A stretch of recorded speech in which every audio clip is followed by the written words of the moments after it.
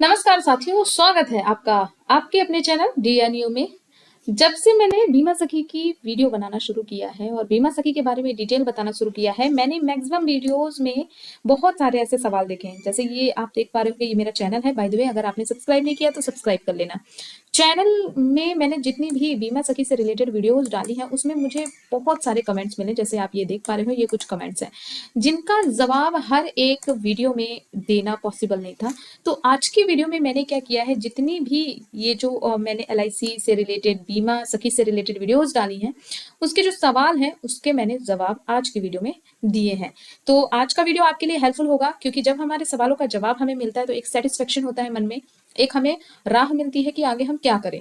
तो अगर आप एक बीमा सखी हैं और आप परेशान हैं, या फिर आपने थंबनेल में देखा है कि टारगेट पूरा नहीं हुआ या फिर भी सैलरी मिलेगी, ऐसा कुछ सवाल आपके दिमाग में चल रहा है, ये तमाम प्रकार के सवाल जो आपने अभी तक मुझसे पूछे हैं उन सभी का जवाब इस वीडियो में मैं दूंगी। मेक श्योर करें वीडियो को पूरा देखें। चलिए बढ़ते हैं वीडियो की ओर। तो मैंने सवाल को पिक करके रखा है इन तमाम बीमा सखी की वीडियो से, सो मैं एक एक करके कुछ सवालों का जवाब दूंगी। देखिए, सारे सवालों का जवाब देना तो पॉसिबल नहीं है एक ही वीडियो में, पर मैं कुछ सवालों का जवाब देने की पूरी कोशिश करूंगी। ठीक है, तो देखिए यहाँ पे मैंने सवाल को पिक किया हुआ है। पहला सवाल था, मैडम जी हमने जनवरी में और दिसंबर में 8 पॉलिसी करी थी या करती हैं, फरवरी में एक भी पॉलिसी नहीं करी है, तो क्या हमें 7,000 रुपए मिलेगा कि नहीं मिलेगा।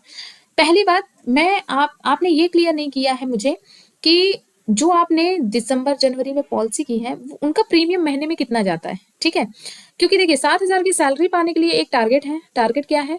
टारगेट ये है कि भाई आपका जो मिनिमम प्रीमियम है वो 10,000 का होना चाहिए मिनिमम, तो उससे आपको 2,000 का कमीशन मिलेगा। ठीक, और दूसरा प्रीमियम भी 10,000 का होगा तो 2,000, मतलब आपका एक महीने में 4,000 का कमीशन आना चाहिए और कम से कम 20,000 रुपए की प्रीमियम जानी चाहिए, है ना।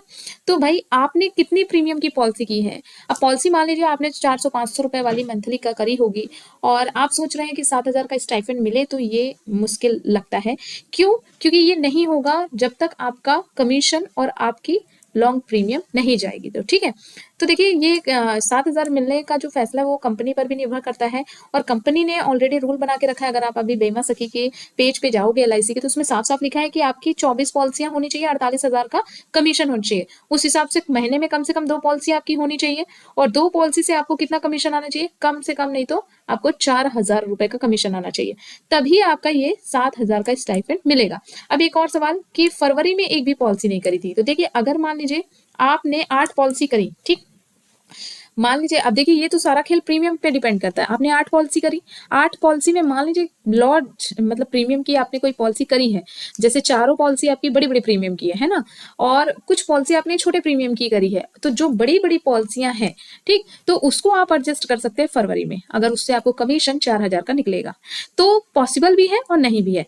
तो अगर कंपनी ने ये शर्त रखी है कि हर महीने पॉलिसी करना तो अनिवार्य है, लेकिन अगर आपने 2 महीने में ही 8 पॉलिसी कर दी है और आपका कमीशन अच्छा खासा आ रहा है, 4,000 के ऊपर भी आ रहा है, और आपने फरवरी में कोई भी पॉलिसी नहीं करी है, तो भाई आपको देखिए अच्छा कमीशन आएगा और आपका टारगेट हिट हो जाएगा, तो आपको 7,000 का कमीशन मिलेगा। ठीक है, लेकिन अगर आपने 8 पॉलिसी की जिसका प्रीमियम कम है और प्रीमियम के साथ साथ आपका कमीशन हिट नहीं हो पा रहा है, तो फिर आपको ये राशि नहीं मिलेगी। क्लियर?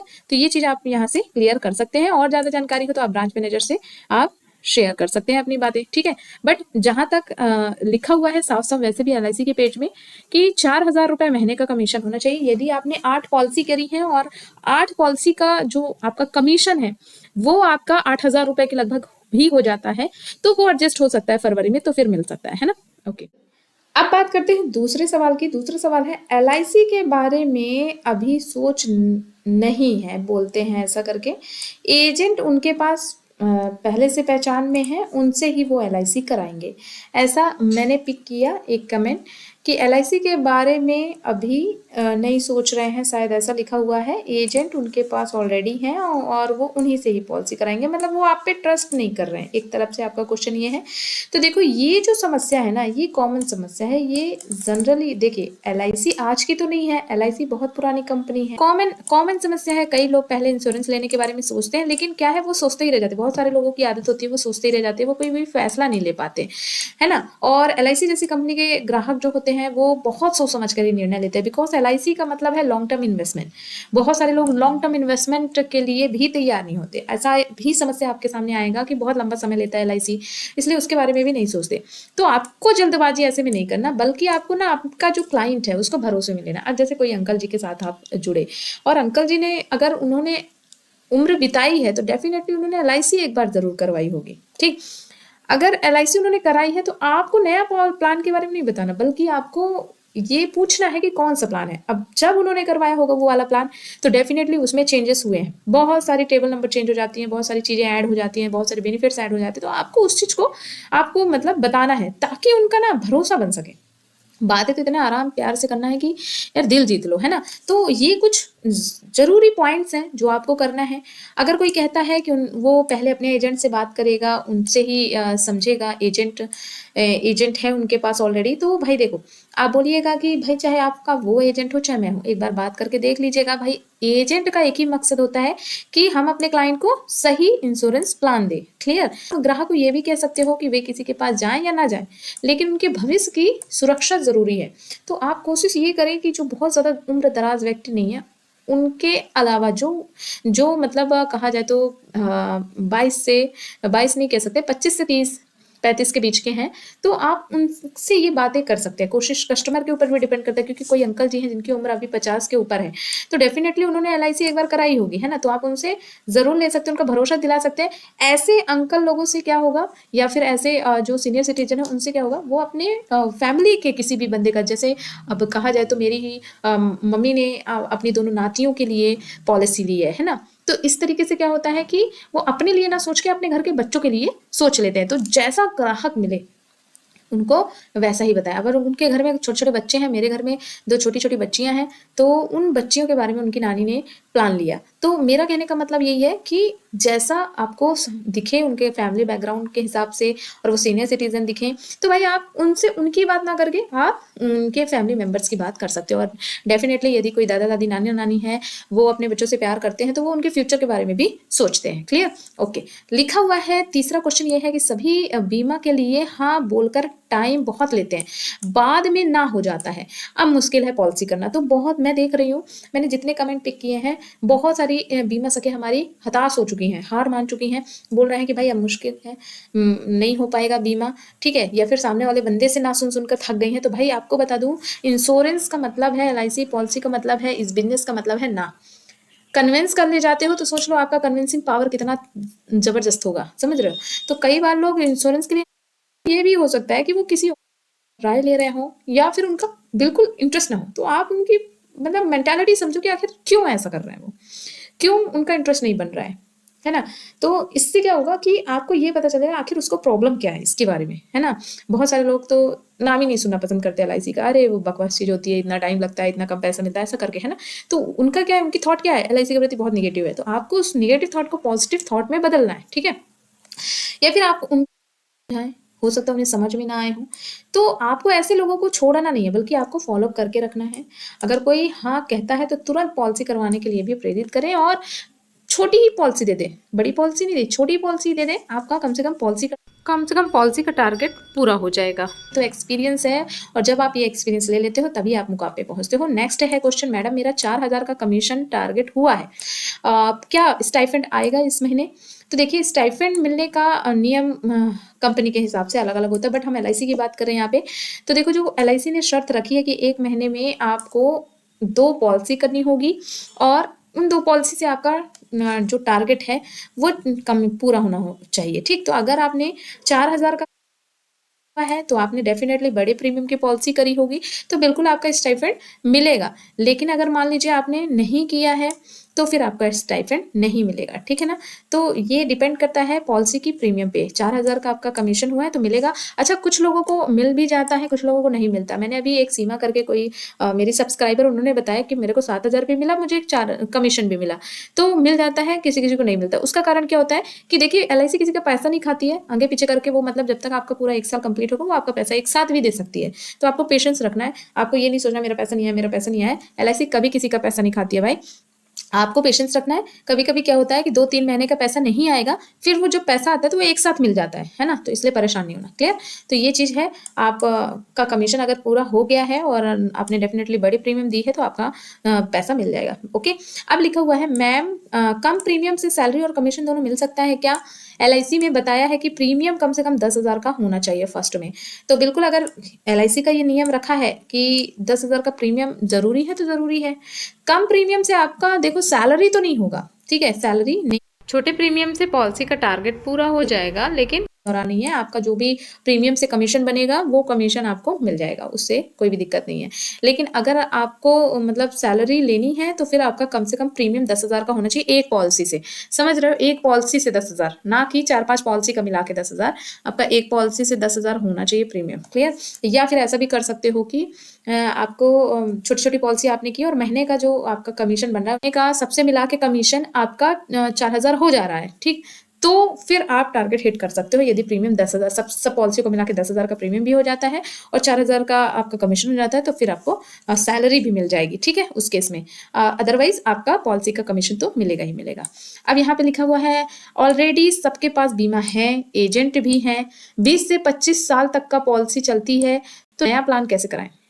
बिल्कुल सही बात है, लेकिन ध्यान दीजिए कि लोगों की ज़रूरतें बदलती रहती है समय के साथ-साथ। आपको भी पता है कल समय कहाँ था, आज समय कहाँ है। कल एलआईसी की जो भी पॉलिसी अगर कोई ओल्ड एजेंट है, तो आप भी देखिए कि जो पॉलिसीज़ पहले आई हुई थी उसमें इतनी बेनिफिट्स नहीं थे, बट अपन क्या कर सकते हैं, आप बेनिफिट्स ऐड करके पॉलिसीज़ को सेल कर देते हैं। नए प्लान्स आते रहते हैं जिसमें ज़्यादा फ़ायदा होते रहते हैं, तो उन चीज़ों के बारे में लोगों को प्रेरित करना है, ठीक है? और मैंने क्या कहा कि फ़ोकस करो कि अगर किसी की है ऑलरेडी, ठीक, तो उसके फ़ायदे बताओ, तो वो अपनी फैमिली के बारे में ज़रूर सोचेगा, है ना? थोड़ा टफ होता है मे बी, मैं समझती हूँ अच्छे से, बहुत टफ होता है, तो आप कई लोग पुराने प्लान को अपग्रेड भी कराते हैं, उसमें दिलचस्पी रखते हैं, आपको ऐसे लोग भी मिलेंगे, तो आपको क्या करना है, आपको नए प्लान्स के बारे में बताना है, फ़ायदों के बारे में बताना है, समय के अनुसार ज़रूरतों के बारे में भी बताना है, खर्च के बारे में बताना है, तो कन्विंसिंग हो सकती है मजबूत, क्लियर?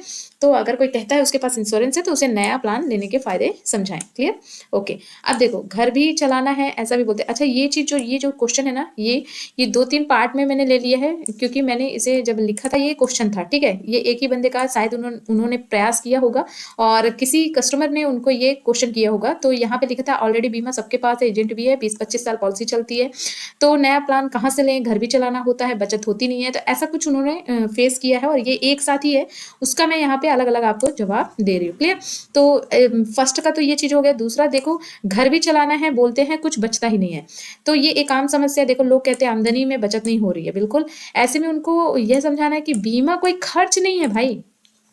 आप बीमा पे खर्च नहीं कर रहे हो, बल्कि भविष्य की सुरक्षा कर रहे हो। मतलब भविष्य में ये पैसा आपको इकट्ठा होकर मिलेगा, जो कि आप ही के काम आने वाला है। ये कोई खर्च नहीं है, ठीक है? उन्हें छोटी-छोटी किस्तों से भी बीमा लिया जा सकता है, ये भी बताएँ। ठीक, अगर वो बीमा नहीं लेते तो किसी दुर्घटना, बीमारी की स्थिति में उन्हें आर्थिक दिक्कत हो सकती है, ये भी बताएँ। तो इस तरीके से आप उनको कन्विंस कर सकते हैं, क्लियर? कि सबसे इम्पोर्टेंट ये कोई खर्च, ये खर्च नहीं बचत है, छोटे किस्तों के रूप में जमा कर रहे हैं। इस तरीके से आपको बताना है। बैंक या पोस्ट ऑफिस में जमा करना सही होता है, क्योंकि मेच्योरिटी के टाइम पे पैसा निकालने पर इंटरेस्ट कट हो जाता है। तो बैंक और पोस्ट ऑफिस अच्छी सेविंग स्कीम देते हैं बिल्कुल, लेकिन वो बचत के लिए ही होते हैं, सुरक्षा के लिए नहीं। अब ये बताओ, किसी भी बैंक में या फिर आप पोस्ट ऑफिस में पैसे सेविंग खाते में जोड़ जमा कर रहे हो आप, ठीक? महीने का 5-10 हज़ार जो भी आपका बच रहा है आप जमा कर देते हो, उसमें आपको इंटरेस्ट मिलता है 4 से 5, 6, किसी-किसी में 7% तक। पर क्या वो दुर्घटना के लिए आपके लिए खड़ा रहता है बैंक? कि मान लीजिए किसी कारणवश आपकी एक्सीडेंटल डेथ हो गई, तो क्या उसमें आपको बेनिफिट देता है? नहीं देता। पर एलआईसी में क्या होता है? एलआईसी में आपका प्रीमियम भी माफ़ होता है, आपको एक्सीडेंटल डेथ बेनिफिट भी मिलता है, नॉर्मल डेथ पे भी बेनिफिट मिलता है और फैमिली को भी सपोर्ट मिलता है। बहुत सारी ऐसी पॉलिसीज़ होती हैं कि आफ्टर डेथ हर साल एक-एक उसका मतलब पॉलिसी का 8 से 10% मिलता रहता है फैमिली का, जब तक कि मैच्योरिटी कंप्लीट नहीं होती। मैच्योरिटी में पैसे भी मिलते हैं, तो इससे क्या है, बैलेंसिंग बनी रहती है। ये बैंक में नहीं होता है, ठीक है? और बैंक में पैसे जमा करते हो तो 5 लाख तक की गारंटी लेता है, उससे ज़्यादा की तो गारंटी नहीं लेता। मान लीजिए बैंक में कोई दिक्कत हो जाती है, तो वो आपके पैसे रिटर्न देने की गारंटी भी नहीं लेता, सिर्फ 5 लाख तक की लेता है। हाँ, पोस्ट ऑफिस में ज़रूर ऐसा होता है कि सेविंग्स के लिए सही है, लेकिन आपको कोई भी एक्सीडेंटल बेनिफिट, डेथ बेनिफिट या फिर अलग से बेनिफिट्स नहीं मिलते हैं, तो आपको ये चीज़ें बतानी ही होंगी, ठीक है। कई एजेंट पर ट्रस्ट करके पैसा देते हैं तो वो लेकर भाग जाते हैं। अब ये देखिए, ये तो एजेंट, बहुत सारे एजेंट ऐसे होते हैं जो कि लोगों का विश्वास तोड़ चुके हैं। बिल्कुल यार, अगर आप ऑनलाइन आ रहे हो, ठीक, आप मेरा वीडियो देख रहे हो, किसी और का वीडियो देख रहे हो, तो उसमें क्या होता है कि कहीं पे आपको सही जानकारी मिल रही है, कहीं पे उसी जानकारी को बढ़ा चढ़ाकर बोला जा रहा है। ऐसा कुछ होता नहीं है, फिर भी बोला जा रहा है, तो इससे में क्या होता है, आपका ट्रस्ट डगमगाता है, होता है ना। तो आप क्या करते हो, उस बंदे पे भी भरोसा नहीं करते हो कि ये सब बकवास होता है। वहीं पे देखो, जो अच्छे एजेंट्स हैं उनका क्रेडिट डाउन होता है, डेफिनेटली ये फेस करने को मिलता है, क्योंकि बहुत सारे एजेंट्स ने ऑलरेडी गंदगी फैला के रखी है, तो भाई उसमें हम अच्छे एजेंट्स परेशान होते हैं, बिल्कुल। तो बहुत सारे लोगों ने गलत अनुभव किए हुए हैं, है ना, जिससे पूरा सेक्टर, इंश्योरेंस सेक्टर पर भरोसा कर पाना सही नहीं हो पा रहा है। इसलिए आपको ना क्या करना पड़ेगा, ये होता है सामने वाले व्यक्ति को भरोसे में लेना। आपके सारे रिकॉर्ड साफ सुथरे होने चाहिए, सामने वाले बंदे के नज़र में होने चाहिए। अब तो ऐसा हो गया है कि आप कहीं से भी बैठ के पॉलिसी कर सकते हो, पेपर वाली प्रॉब्लम सॉर्ट आउट हो चुकी है। आप हमेशा उनकी सेवा में उपलब्ध हो, कभी उनको ज़रूरत हो आप ऑन स्पॉट खड़े हो जाओ, है ना। तो ऐसे क्या होता है कि कोई भी धोखा खाने की संभावना कम होती है, उनका ट्रस्ट बिल्ट होता है। आप जो पेमेंट करो खुद से ही कर दो, आज तक तो ऑनलाइन सिर्फ सुविधाएं सब हो चुकी है ना, तो ऐसे में ट्रस्ट बिल्ट हो सकता है। क्लियर? तो थे। इसके अलावा देखिए, एक चीज़ और है, यहाँ पे देख सकते हैं कैसे कन्विंस करें जब लोग जानकर भी नहीं लेते बीमा, ये भी एक बहुत बड़ी बात है। तो देखिए, अगर लोग बीमा के बारे में जानते हैं फिर भी नहीं लेते, तो उन्हें यह समझाना ज़रूरी है कि बीमा टालने की चीज़ नहीं है, बल्कि ज़रूरी चीज़ है। उदाहरण के लिए, किसी इंसान की हेल्थ इंश्योरेंस नहीं है, अचानक किसी बड़ी बीमारी हो जाती है, देखो बीमारी तो कभी भी बता के नहीं आती है, तो उसे लाखों रुपए का जो खर्च पड़ जाता है, अगर उसका हेल्थ इंश्योरेंस होता तो उसका वो पैसा कहीं से भी लाने की ज़रूरत नहीं होती, हेल्थ इंश्योरेंस आपका काम करता, ठीक है। लेकिन अगर उसे इंश्योरेंस लिया होता तो खर्च कवर हो जाता।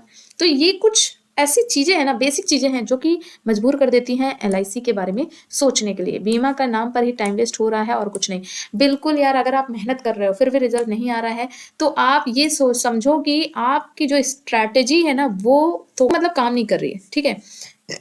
ये एक बंदे ने लिखा था कि बीमा के नाम पर टाइम वेस्ट हो रहा है और कुछ भी नहीं है। तो अगर आप मेहनत कर रहे हो, आपको रिजल्ट नहीं मिल रहा, तो ये समझो कि आपकी जो स्ट्रैटेजी है उसे बदलना होगा, ठीक है। सही लोगों को टारगेट करना होगा, जैसे मैंने आपको बताया ही है। नौकरी पेशा लोग, बिजनेसमैन, माता पिता जो होते हैं, उन लोगों को टारगेट कर सकते हैं। जल्दी फॉलो करें ताकि लोग फैसला लेने में ज़्यादा समय ना लगाएं। आजकल ऐसा होता है कि आप खड़े हो, पीछे पीछे दूसरा भी खड़ा है ना। तो इस तरीके से आप जितना एक्टिव होगे उतना ही आप सामने वाले को एक्टिव कर पाओगे। क्लियर? अब यहाँ पे लिखा हुआ बीमा सखी तो बना दिया, बट ये चाहते हैं कि ऐसे ही 7,000 बट ये चाहते हैं कि 7,000 ऐसे ही मिल जाए, 24 पॉलिसी का टारगेट नहीं होना चाहिए। तो ये भी किसी बंदे ने मुझे लिखा ही था, है ना। तो देखो, ये तो एलआईसी के ऊपर डिपेंड करता है, उनकी क्या पॉलिसीज हैं, है ना। अगर आपको 24 पॉलिसी का टारगेट दिया गया है तो इसे तो पूरा करना ही होगा, ये तो उनका नियम ही है, ठीक है। और अगर कोई छूट मिल जाती है तो उसकी गाइडलाइंस पे आप जाके देख सकते हैं, बट ऐसा कहीं पे लिखा नहीं है। मैंने बीमा सखी का पढ़ा है, यदि 60,000 का स्टाइपेंड चाहिए तो आपको मेहनत करनी पड़ेगी। मेहनत नहीं करोगे तो एहसास कैसे होगा कि एक एजेंट कितनी मेहनत करता है, तब जाकर वो एक अच्छा अपना एक पहचान बना पाता है, ठीक। तो ये शुरुआती सालों में दिक्कतें होती हैं, देखो, और जैसे जैसे आप टाइम एक्सपेंड करते हो, इसमें अपना कम्युनिकेशन पावर बढ़ाते हो, आपका ये चीज़ें बढ़ती रहती हैं और आपको कॉन्फिडेंस आता है, फिर आपको इतनी दिक्कतें नहीं होती और लोग भी आपको जानते हैं, है ना। तो कभी उन्होंने अपना करवाया तो कल बच्चे का करवाना होगा तो आप ही को कॉल करेंगे। इसीलिए आपको क्या करना है, कॉन्टैक्ट भी बना के रखना है, फॉलो अप बना के रखना है। अगर बीच में पॉलिसी चल रही है, कभी हाय हेलो भी कर लो, पूछ लो कैसे चल रही है पॉलिसी, ऐसा करके, है ना। ओके। अच्छा, एक चीज़ और कि इसमें बीमा सखी वालों में एक सवाल है कि क्या हम खुद की भी पॉलिसी कर सकते हैं? तो बिल्कुल कर सकते हो। एक अपनी कर दो, एक घर वालों की कर दो, तो इससे क्या होगा, टारगेट पूरा होने में ना हेल्प होगी। जैसे मान लीजिए घर में 5 व्यक्ति, पांचों के नाम पे एक एक बीमा हो जाएगा। एलआईसी ये कहती है कि भाई देखिए, अलग अलग व्यक्ति का बीमा होना चाहिए, तो अलग अलग व्यक्ति का बीमा कर दो, तो आपकी पॉलिसी भी काउंट हो जाएगी, प्रीमियम भी काउंट हो जाएगा और साथ ही साथ कमीशन भी। तो आपको यहाँ पे इजिली आपका टारगेट हिट हो सकता है। बट हाँ, ये है कि एक ही बार कर सकते हो, अगले महीने तो आपको दूसरे व्यक्ति को ढूंढना ही पड़ेगा। क्लियर? ओके। एलआईसी में टारगेट पूरा नहीं हुआ तब भी स्टाइपेंड मिलेगी कि नहीं? तो देखिए, इसका जवाब तो मैंने ऊपर ही दे दिया है कि टारगेट अगर रखा गया है 2 पॉलिसी महीने जिसका प्रीमियम 10,000 हो और 4,000 का कमीशन, तो ही आपको स्टाइपेंड मिलेगी। अदरवाइज आपको सिर्फ कमीशन मिलेगा, स्टाइपेंड नहीं मिलेगा। फिर चाहे आप 100 रुपए की पॉलिसी करो, 500 की, 1000 की, जितना कमीशन बनेगा वो आपको मिलता रहेगा। ओके। अगर टारगेट पूरा नहीं हुआ तो क्या हमें निकाल दिया जाएगा बीमा सखी से? ये भी दिमाग में एक हलचल में बैठ रही होगी, क्योंकि साल हो रहे हैं, है ना, 2-3 महीने 4 महीने हो रहे हैं, रिस्पॉन्स अच्छा नहीं मिल रहा है। तो ऐसा नहीं है। देखो, एलआईसी से कब निकाला जाता है, कुछ कारण होते हैं। पहली बात तो जब आप अपना बिजनेस नहीं फैलाते हो, मतलब बिजनेस करने में आपकी एक्टिविटी अच्छी नहीं रहती, तो एक वो कारण हो सकता है। दूसरा कारण ये भी हो सकता है कि आप मान लीजिए गलत अफ़वाहें दे रहे हो, गलत गाइडेंस दे रहे हो, है ना? 100% टारगेट पूरा नहीं कर रहे हो और आपको कोई दिलचस्पी नहीं दिख रही है या फिर आप जो प्रॉपर इनके नियम कानून हैं उनको फ़ॉलो नहीं करते हो, तो फिर इसका कंडीशन पे कर सकते हैं। लेकिन अगर आपने 50% बिज़नेस किया है तो फिर आपको नहीं निकाला जाता है। आपको बता दूँ एलआईसी का जो एजेंट है उसे भी निकालने के लिए एक टारगेट दिया जाता है। देखिए साल एक एजेंट को टारगेट दिया जाता है साल में कुछ पॉलिसीज़ का टारगेट दिया जाता है, कुछ प्रीमियम का टारगेट दिया जाता है। यदि आप उस टारगेट को अचीव करते हो तो आपको नहीं निकाला जाता है। 50% भी कर लेते हो तो नहीं निकाला जाता है ना? तो ऐसे नहीं निकाल देते हैं। हाँ, आप बिल्कुल भी रुझान नहीं रहेगा, आप काम नहीं करोगे और आपका सारा पेंडिंग पड़ा रहेगा तो उस कंडीशन में नहीं कह सकते हैं। अगर आपका अच्छा बिज़नेस नहीं रहा, आप गलत लोगों को अफ़वाहें फैला रहे हो या गलत सजेशन दे रहे हो, लोग आपकी शिकायतें कर रहे हैं तो उसमें फिर आपको कुछ पनिशमेंट मिल सकता है। क्लियर? ओके। अब सब बातों की एक बात, देखो मैंने सारे क्वेश्चन पिक किए हैं और मैंने कोशिश किया है कि मैं आपको जवाब दूं और मेरे ख्याल से मैंने सभी क्वेश्चंस के जवाब दिए हैं। फिर भी आपका कोई क्वेश्चन है कमेंट में बताना। ओके, देखो धैर्य और सही स्ट्रैटेजी से आप ज़्यादा पॉलिसी बेच सकते हैं। जैसे अभी देखो आप 4 महीने से काम कर रहे हो, आपको रिस्पॉन्स नहीं मिल रहा है, इसका मतलब हमारी स्ट्रैटेजी कहीं ना कहीं काम नहीं करे, हमें उसे बदलना पड़ेगा। ये नहीं कि हम छोड़ दें। बहुत सारी महिलाओं ने कहा कि यार अब बस बहुत हो गया, अब नहीं हो पा रहा है, नहीं हो पा रहा है, नहीं हो पा रहा है। ये नहीं हो पा रहा आपकी कमज़ोरी, आपकी जो कहा जाए तो नाकामी प्रदर्शित करती है। आपको धैर्य बनाना है, स्ट्रैटेजी बनाना है यार। हर काम आसान नहीं होता लेकिन हर काम को करना पॉसिबल है ना? तो आपको थोड़ा-सा इसमें चेंजेस करने होंगे। लोगों की ज़रूरत समझना है, उन्हें सही से गाइड करना है, भरोसा बना के रखना है। हार मत मानिए, सफलता ज़रूर मिलेगी। तो उम्मीद करती हूँ आज आपको सारे सवालों के जवाब मिल गए होंगे। फिर भी कोई क्वेश्चन रह गया है तो आप मुझे कमेंट में बता सकते हैं। हेल्पफुल हो वीडियो तो इसे लाइक करके अपनी बहनों के साथ ज़रूर शेयर करिएगा, एजेंटों के साथ ज़रूर शेयर करिएगा और चैनल लगे सब्सक्राइब करने लायक है तो सब्सक्राइब कर लीजिएगा। मिलती हूँ अगली वीडियो में और इंस्टाग्राम को फॉलो करना बिल्कुल मत भूलिएगा। Thank you.